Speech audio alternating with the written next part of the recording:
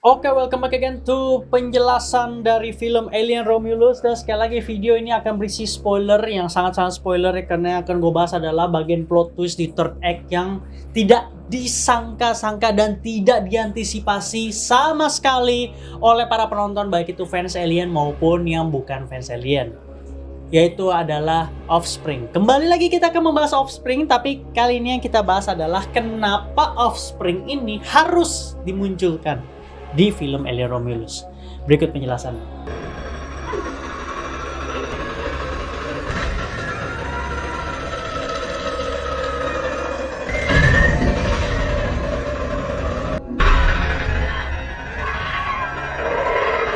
Jadi Offspring ini adalah makhluk sino-hybrid. Bisa dibilang ini adalah sino-human, bisa dibilang. Karena dia terlahir dari rahim manusia. Well, untuk penjelasan life cycle-nya bakal gue buat di video terpisah. Entah ini video duluan yang rilis atau video life cycle itu duluan, pokoknya nanti ditunggu aja karena itu videonya panjang juga. Well, untuk sekarang kita bakal lihat dari sudut pandang produksi film dulu.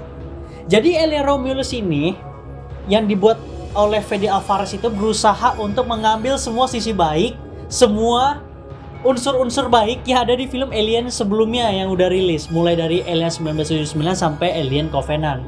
Jadi yang baik-baiknya tuh diambil, diaduk, jadilah Alien Romulus. Kira-kira seperti itulah. Dan memang terbukti formulanya itu yang Fede Alvarez udah aduk ini tidak campur aduk, tapi rapi. Terciptalah sebuah rasa baru yang kita seperti sudah kenal. Ya, kira-kira film Alien Romulus itu seperti kita familiar dengan rasanya. Kita kayak pernah tahu ini rasanya, tapi ini formatnya baru gitu, kira-kira baru. Nah, plot twist di film ini memang sama seperti plot twist yang ada di film Alien Resurrection, seperti di Prometheus, seperti di Alien 1986. Itu memang betul sekali mengambil referensinya memang dari ketiga film itu. Tapi yang dia lakukan itu benar. Karena kenapa? Offspring ini hadir untuk mengkonfirmasi betapa canonnya film Prometheus dan juga film Alien Covenant sebagai satu rangkaian universe dari Alien. Jadi kejadian yang di Prometheus itu beneran kejadian. Apakah ada makhluk putih six pack yang memang menciptakan manusia? Ya ternyata ada dan canon. Apakah ada manusia makhluk humanoid six pack, badan bagus, putih, polos, botak, mata hitam yang pernah berusaha membunuh manusia, menghabisi seluruh umat manusia? Ya. Apakah mereka yang menciptakan alien? Ya, semua itu jadi canon. Bedanya Offspring ini bisa dibilang adalah versi yang belum dewasa atau belum mature. Itu sama aja kayak kalian baru lahir, tapi kalian belum tahu apa-apa dan kalian berusaha diajari oleh orang tua kalian. Itu adalah pengetahuan dasar bagaimana cara menjadi manusia. Kira-kira kalau di sudut pandang manusia seperti itu mirip seperti hewan juga. Ketika hewan baru lahir, mereka akan langsung diajari bagaimana cara menjadi hewan. Maka dari itu ada kasus di mana manusia diajari oleh hewan sejak lahir, maka dia akan menjadi seperti hewan tersebut. Dari struktur tubuhnya, perilakunya. Nah, bedanya untuk kasus si Offspring ini, dia memang ada beberapa DNA agresif dan feral yang tidak bisa dipungkiri, yaitu dari patogen Black Goo atau yang namanya panjang mampus untuk nama sainsnya, jadi gue bakal menyebutnya Black Goo aja biar singkat. Ada bagian dari situnya, so itu adalah bentuk DNA yang tidak bisa diubah, yang memang sudah dirancang oleh engineer sebagai agresivitas dan juga feral. Makanya dia selalu terlihat ingin membunuh semua yang ada di depannya, ingin membasmi semua yang ada. Tapi ternyata itu semua didasarkan oleh ketidaktahuannya. Kita bisa melihat kasus yang seperti ini mirip seperti Neomorph di film Alien Covenant. Ketika David yang menghadapi Neomorph, dia bakal nurut karena basically itu orang tuanya. Neomorph ini somehow mempelajari bahwa David ini bisa menjadi orang tuanya. Mungkin bisa dilihat dari suhu tubuh, panas tubuh, ya itu mungkin adalah hal yang logis karena David ini kan manusia sintetis atau android. Sedangkan Offspring ini tidak pandang bulu, mau dia android ke, mau dia manusia sintetis ke, mau dia manusia ke, semua bakal dilibas habis sama dia. Kita masih belum tahu dan belum dikonfirmasi apakah ini pengaruh dari hive mind, karena ini kasusnya mirip kayak seperti newborn. But at least newborn itu masih punya hati nurani ketika bertemu ibu atau bertemu seseorang yang memang dikonsider sebagai ibunya, yaitu klonnya Ripley H. Kebetulan seperti itu. Nah, kasusnya si Offspring ini jauh berbeda karena mungkin mindset Offspring ini ya, yang sudah ditanamkan dia sebagai salah satu creator, that's why gue menyebutnya new god. Terus juga dia ada pengaruh dari DNA patogen yang tidak bisa diubah atau ditulis ulang, makanya itu menjadi salah satu mekanisme dasar sebagai the real perfect organism yang tercipta hybrid dari segala macam rangkaian kejadian yang sudah terjadi selama beribu-ribu tahun. Terciptalah makhluk Jahanam satu ini, bisa dibilang, karena tidak normal sama sekali. Ini makhluk sebenar-benar tidak normal. Gue bakal menjelaskan ini di sini juga. Mungkin nanti kalian bisa menemukan di video lain. Itu adalah repetisi juga.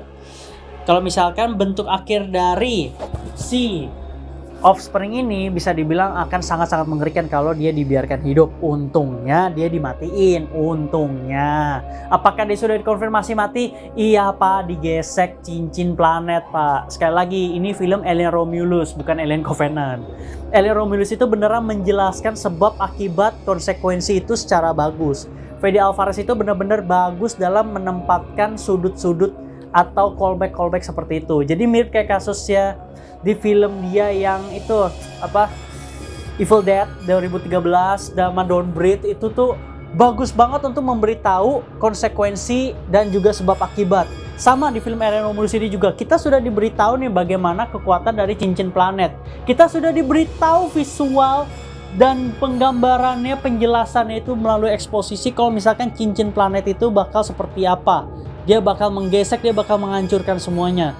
Makanya there is no other way kalau misalkan si Offspring ini bisa selamat. Ini kasusnya mirip seperti newborn. Bedanya newborn itu maybe bisa dibilang cheap version untuk matinya, karena ya kesedot Pak, kesedot dan badannya hancur semua, ya udah pasti mati. Tapi kan kalau untuk yang ini kan masih bisa kemungkinan hidup kalau dia berhasil keluar dari cincin planet tersebut kan. Kalian bakal berspekulasi seperti itu, but no, itu nggak bisa dan dia dikonfirmasi sudah tewas dan sudah hancur.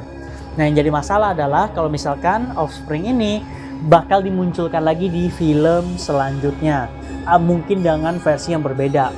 Well, gue bisa mengatakan Offspring ini sebenarnya mirip seperti Deacon di film Prometheus. That's why tadi gue ada menyebut Prometheus. Kalian mungkin bingung kenapa gue bisa menyebut Prometheus, sedangkan Prometheus final villain-nya aja adalah engineer. No, yang gue maksud adalah di post credit scene itu ada Deacon. Dan Deacon itu tercipta dari mana? Betul, dari trilobite yang menghamili si engineer. Dan tebak trilobite itu dapetnya dari mana? Ya, prosesnya mirip-mirip kok. Ya, 11-12 lah, 11-13, gak 12 banget. 11-13 tuh mirip kasusnya seperti Offspring. Bedanya yang itu masih fase facehugger atau typical facehugger yang tipikal parasitoid, sedangkan si kasusnya Kay Harrison ini sudah ke fase humanoid atau fase final. Makanya gue langsung menyebutnya dia adalah the real perfect organism. Apakah dia bisa menjadi six pack?